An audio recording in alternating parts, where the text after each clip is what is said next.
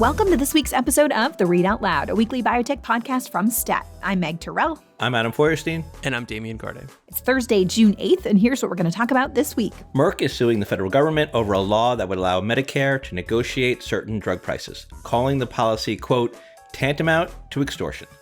STAT Washington correspondent Rachel Cohrs joins us to explain. We'll also discuss the highlights of the year's biggest cancer research conference and look ahead to what could be a watershed moment in the treatment of Alzheimer's disease. But first, a word from our sponsor.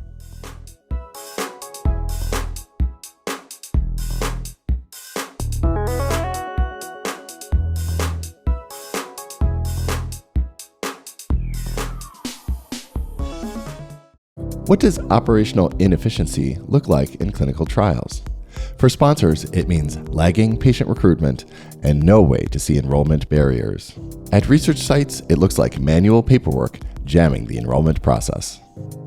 One study team's mission is to accelerate the development of new and life-saving therapies by bringing clinical workflows online. This enables sites, sponsors, and stakeholders to work together on a common cloud-based platform, Study Team. The result? Efficient workflows, increased enrollment, visibility into enrollment barriers, and one clear path to faster therapeutic development. Learn more at onestudyteam.com/stat. That's ONE studyteam.com/stat. So let's kick off the podcast discussion with wildfires, Canadian wildfires that are invading, or at least the smoke invading the Northeast. Meg, you're down there in the New York metropolitan area. How are you doing with the smoke? Not great. It's crazy. Like on Wednesday of this week, so we're here, in Hudson Yards in the CNN big buildings, and just like looking out the window, I thought the shades were pulled down because it was such a weird color. Like it turned like yellowish orange. You guys have probably seen the photos. Like it looks like Mars. Like it is so nuts. And when you go outside, I even noticed this on Tuesday when I left work, it smells like a bonfire. And then it just became obvious on Wednesday. And, I started reporting on this for CNN and, went back to a lot of the folks who I'd talked to during COVID, Joseph Allen at Harvard School of Public Health, Lindsay Marr, whose work I followed closely on masks, to try to understand what should we be doing about air quality right now. And the recommendations are, N95s, KN95s outside. Inside, use a HEPA filter with an air cleaner. So, it's just been kind of funny to come back to those experts. But it's really scary. And, there's a lot of talk about how this is suddenly affecting New York. This has been affecting the Pacific Northwest for a long time, and suddenly the East Coast is waking up to it, and that's fair. But at the same time, millions of people now are experiencing this new phenomenon for us, and it portends bad things. It's really scary. And so, I think we recognize how big a deal this has been for folks on the West Coast. And I do think people here were paying attention to that while that was happening. I certainly was.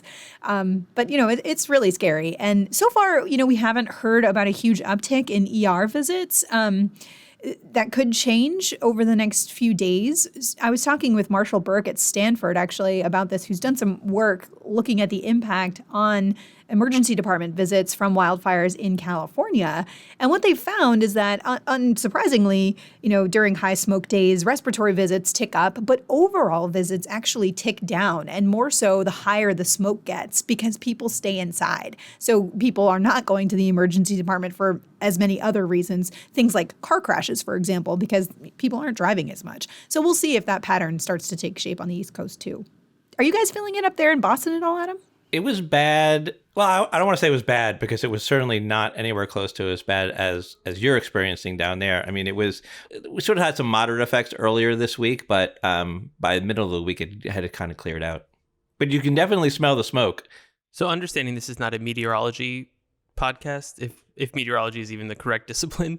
Meg, I'm not going to ask you to explain the jet stream because I don't personally understand it, wouldn't understand the explanation. But in your reporting, do people have a sense of how long this semi-apocalyptic haze will remain over these large metro areas? How long does it usually take something like this to clear out? Well, I think what's scary is that the fires are still burning in Canada. And so it's sort of dependent, from what I have gleaned in all of the coverage by the actual experts on this, it's dependent on the weather patterns, like what's blowing the smoke towards us. So it does sound like it's going to go on a few more days and perhaps start to get better over the weekend. But, it's scary to know that like wildfire season typically is in a couple months. And now, these are this historically bad fires so early. What else are we potentially in for in the coming months? Anyway, on a happier note, ASCO happened.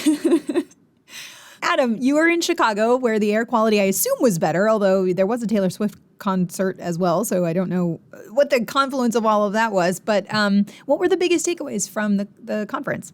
I can tell you the weather was spectacular in Chicago while we were there. And Meg, just to let you know, I did visit the 11 City Diner for breakfast twice. Oh, Just a fantastic place to eat. Highly So recommend jealous. if anyone's in Chicago.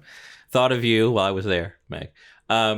In terms of cancer-related updates or things that I did there, yeah, I would say it was a pretty good conference. I think what was maybe notable about it was that there were a lot of large trials that showed survival benefits, and obviously that's the most important.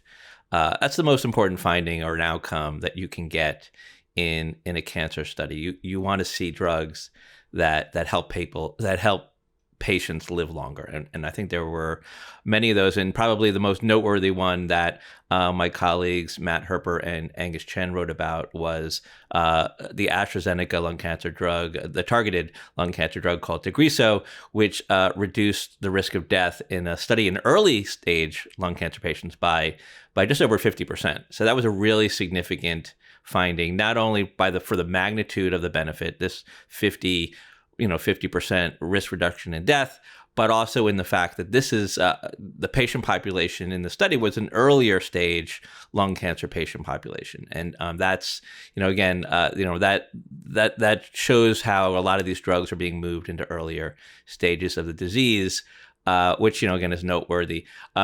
We also had an event on Sunday night in Chicago, and it was really interesting. We actually had Susan Galbraith as one of the speakers. She did a fireside chat with Matt, and I just wanted to relay a funny story. We were standing outside in the reception part when we were all sort of eating food and drinking some wine and stuff. And Susan was there, and she had this pin on the lapel of her dress, which was like had an AZ logo and then the number 5 on it. And Matt just asked her, said, "Oh, that's a cool pin. What does it mean?" And she told us that the 5 in the pin meant that it was the 5th year in a row that AstraZeneca had a plenary podium presentation at ASCO. So the 5th year in a row that they have presented like the most important or one of the most important studies at ASCO. And so they had these pins made up, which I thought was like a really cool flex on the part of AstraZeneca to be wearing this pin. And it actually, Matt noted it in a profile that he wrote of Susan Galbraith and her role in kind of leading AstraZeneca, which has really become one of the more dominant pharma companies in cancer. It's been a pretty remarkable ride for AstraZeneca. Well, speaking of the STAT event at ASCO, you guys also played host to Richard Pazder, who is the head of the oncology division of the FDA. And he quite notably said, in contrast to his boss, FDA Commissioner Robert Califf, that he quite likes the votes taken at the end of the FDA's advisory committee sessions that they hold before approving new treatments. Ooh, intrigue. Yeah, and that they won't be going anywhere, at least in the oncology division, so long as he leads it, which apparently is something Califf knows, and this isn't necessarily a mark of internal strife, although it is telling, and we've talked about this before, Pazder does seem to occupy sort of rarefied air at the FDA that maybe his colleagues do not necessarily, but using that as a tenuous segue to advisory committees and votes, we will on Friday, Well which done. which could be after you're listening to this, so this will be quite boring. We will hear from another advisory committee on Leqembi, the Alzheimer's disease treatment developed by Eisai and partnered with Biogen, which is seeking full approval after winning an accelerated and more limited approval in January. And we saw, as is customary, the FDA briefing documents released a few days ahead of the meeting, which tend to give us a clue, if not totally telegraph, how the agency feels about a given treatment. And I think, Adam, I know you looked over them as well. this looks like the FDA is more than comfortable with approving Eisai's medicine. They seem to endorse the clinical benefits seen, albeit modest, but very real and statistically significant in the phase 3 study that we've talked about at length on this podcast that Eisai presented last year. And I think maybe most importantly, or at least coming into it, this was the biggest outstanding concern.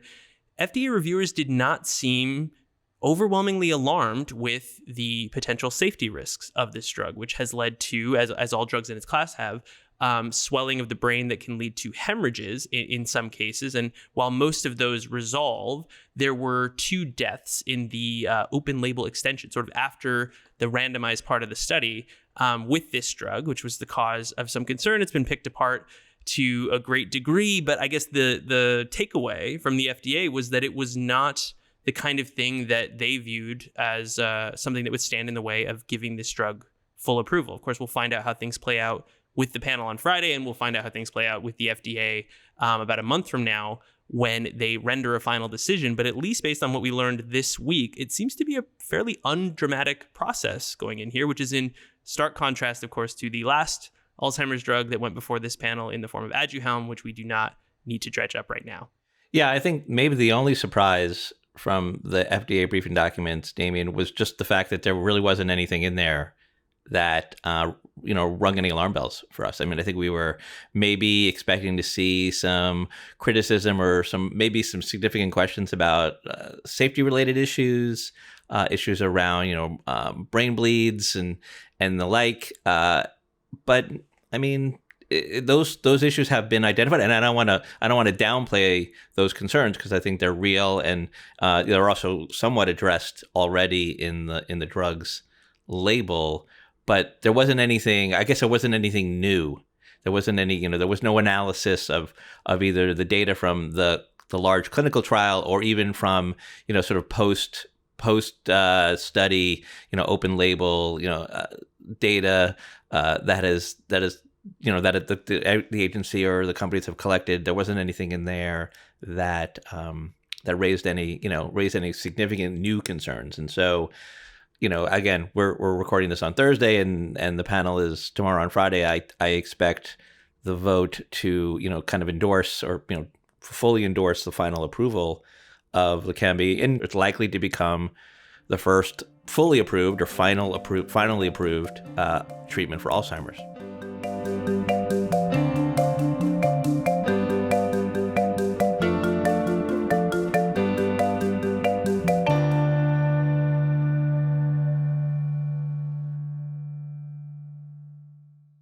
We are still years away from actually implementing a law that will allow Medicare to negotiate the prices of certain drugs, but a lawsuit filed this week is seeking to derail that legislation before it can take effect.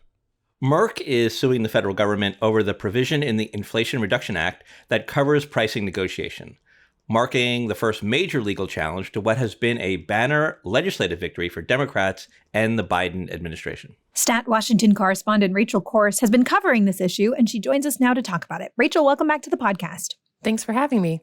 So other than obviously just challenging whether the government can indeed negotiate the prices of certain drugs, what is Merck's core argument in this lawsuit? What do they take issue with, and what are they targeting in terms of trying to dismantle it? Right. So this lawsuit is interesting because a lot of times when we see companies or stakeholders suing the federal government, it's over like technicalities in the administrative process. But this time, Merck is just arguing that the law itself is unconstitutional. And there are two main arguments that they're using to say that, this law shouldn't go into effect. The first one is that they argue that the law violates the Fifth Amendment, which is known as the Takings Clause.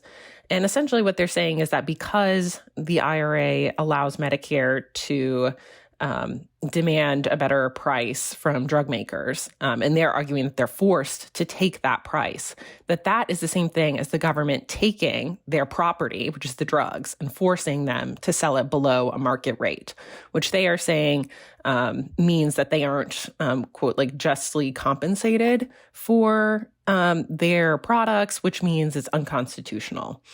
And they are arguing that because they're taking the actual like physical drugs and also essentially the patents as well, that it's kind of like a double whammy. Again, experts aren't really certain whether that will hold up, but that's the argument they're making on the Fifth Amendment. And there's another one on the First Amendment where they're arguing that they're essentially forced to agree to these negotiated prices. And because the government has framed the quote unquote negotiated price as a fair price, that if they sign these contracts, then they are being forced to say that the price that they're paying in Medicare is fair, which implies that the price that they're charging everywhere else is unfair. So it's just, they're saying that it violates their First Amendment rights to free speech. So, Rachel, how did the White House respond to Merck's lawsuit?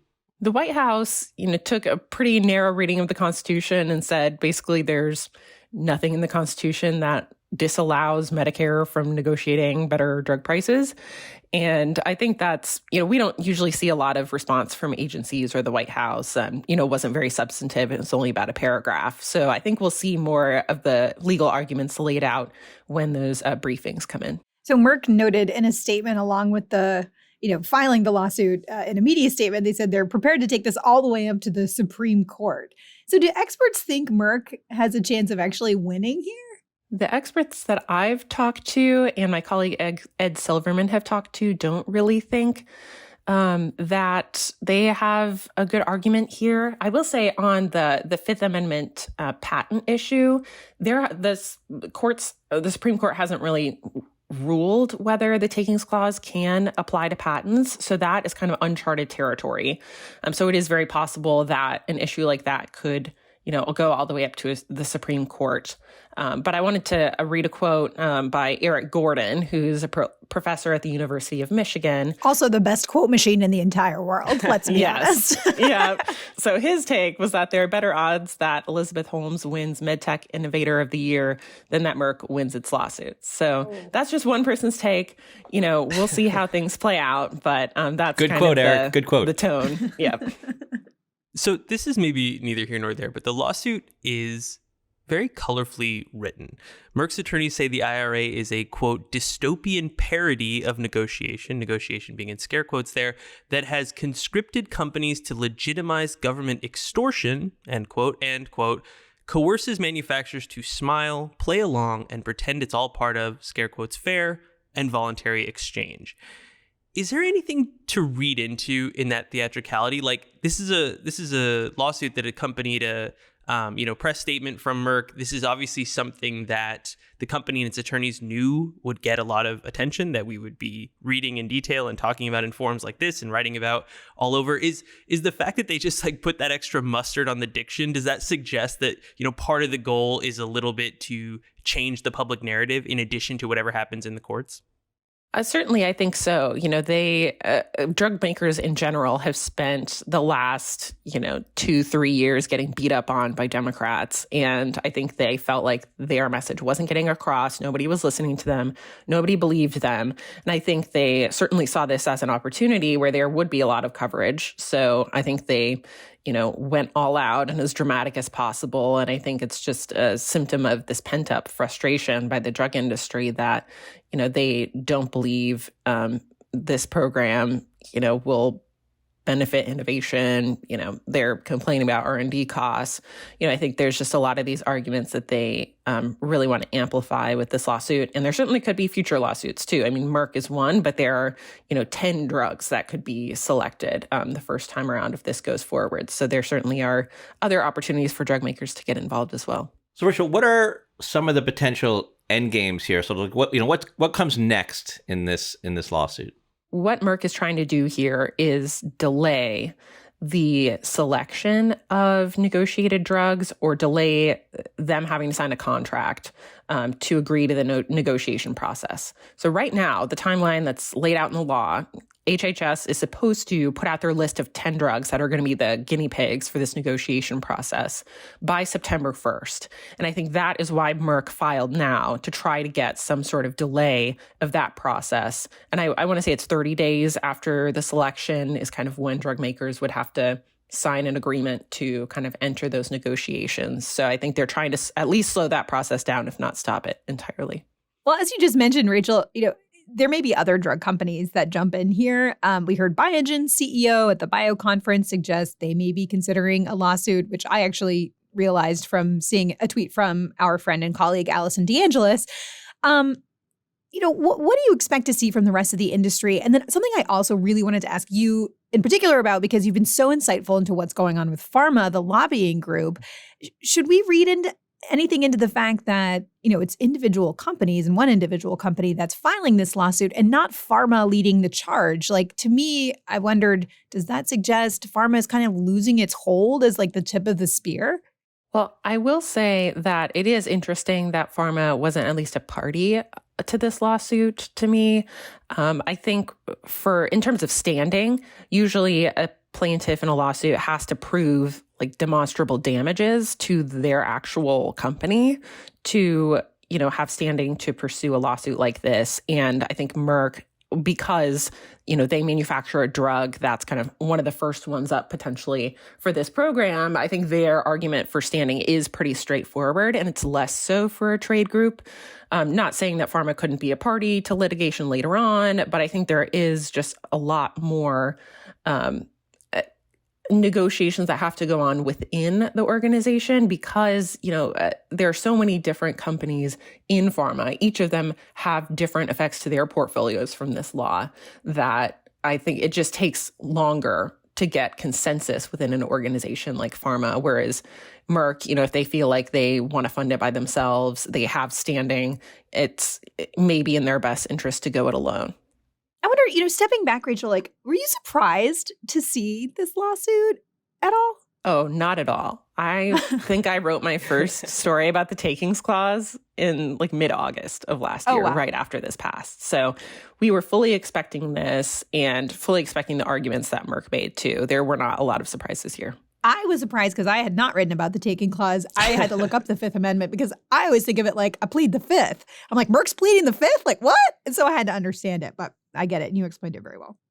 Oh, thanks. Yep. I, talked to a bunch of experts, did a deep dive into very nerdy congressional reports a while ago. And it is interesting to see how accurately they were able to predict kind of the big issues here. And certainly we'll be tracking as this moves through the courts. Well, so speaking of Medicare and big issues and looming controversies, we spoke earlier in the podcast about what looks like a likely full FDA approval for Leqembi, the Alzheimer's disease treatment from Eisai and Biogen, but that simply moves the focus from, or if that happens, it would simply move the focus from the FDA to CMS, the organization that controls Medicare, because all treatments like Leqembi, all amyloid targeting Alzheimer's treatments are party to a pretty strict restriction on access. And so I just wanted to check in with you, Rachel. This is something you've also been covering very closely. Where do we stand on, based on what we know right now, what will happen if and when that drug wins approval, and what's going on legislatively? It seems like a few lawmakers are kind of making noise in multiple directions about, frustrations with how CMS has handled this to date and maybe how it will handle it in the future. If Leqembi receives full traditional approval, the plan is for coverage to expand somewhat, certainly from what it is right now. Right now, when a drug has accelerated approval, patients have to be enrolled in a clinical trial to receive the drug. And if Leqembi receives full approval, then patients will still have to go to a provider that collects patient data and submits it to a registry run by Medicare. But ultimately, they are certainly expecting much wider access to this medication if it is fully approved. And just to be clear, this plan was announced in April 2022. There are no surprises here. And I think one lawmaker who has been raising the alarm about the progress of CMS in preparing for full approval is Congresswoman Anna Eshoo, who's very involved in biotech issues, and I think she's asking questions about what is this registry, who runs it, how are physicians supposed to sign up, how are patients supposed to find a provider near them that is signed up in this registry, and CMS has not answered any of those questions. So I think there are big concerns about whether they're going to be ready in a month to operationalize this process to get patients access to Leqembi if it does receive full approval. Rachel, you raised a really good point about the registries, and I know that's a question that investors have been asking and analysts who cover these companies have been asking. It's like, what will these registries look like? How quickly will they be operational? Has CMS offered any timelines about when they're going to provide more information or details about that? No, we don't have any concrete timelines. I think last week they basically said that the registry will be facilitated by CMS, but we don't really have any details beyond that. And I think one of the issues that Congresswoman Eshoo raised was the, administrative burden on providers. I think there are access concerns about like smaller providers in more rural areas or underserved communities and kind of their access to providers who are willing to jump into this process. So I think there are so many unanswered questions, and we just don't have any clarity from CMS at this point. So the idea that this could start to be paid for by Medicare now is drawing attention once again to the price of Leqembi. And Senator Bernie Sanders came out this week talking about it. What did he say, Rachel? So he suggested that HHS, because of the price of this medication, needs to use one of two options to ensure that Medicare doesn't go like bankrupt over this drug. And I know this is a conversation we certainly had when Aduhelm, was going through this process as well. So he suggested that either HHS should use what's known as march-in rights to invalidate the patent of the drug if they don't, agree to lower the price. And it's something that he's, advocated for a long time, that, if there was any sort of public research that went into the development of these medications, that, NIH should be able to force generic competition on the market if a price is, unreasonable, something like that. It's never been done before. The Biden administration hasn't really shown any appetite to pursue that. But it is something that Senator Sanders has made a priority. He's said that, he wants to see an NIH director nominee that feels the way he feels on these issues, go through the process. So I think that'll be something that he certainly brings up during the confirmation process for the new NIH director.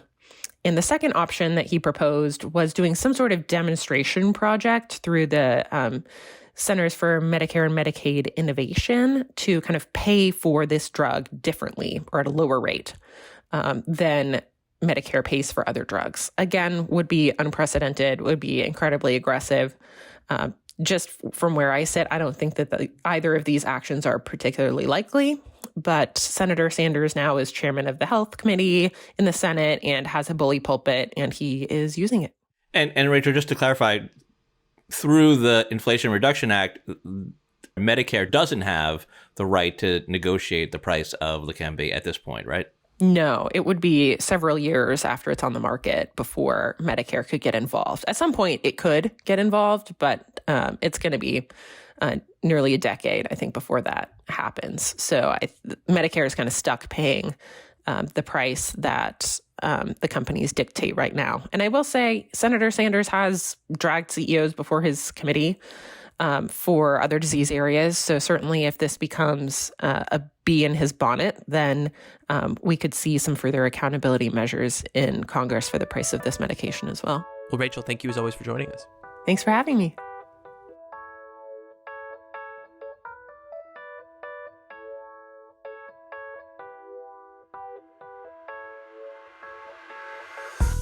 That does it for another episode of the Readout Loud. Thank you to Teresa Gaffney for producing this week's episode. Our senior producers are Hyacinth Empanato and Alyssa Ambrose. Our executive producer is Rick Burke, and our theme music is by Brian Joel. And we'd love to hear from you. Tell us what you like about this week's episode, what you didn't like, and if you enjoyed the mustard on our diction. Oh, Lord. You can do all that by sending us an email at readoutloud@statnews.com. And if you like what we do, leave a review or a rating on Apple Podcasts or whichever platform you use to get your podcasts. See you next week.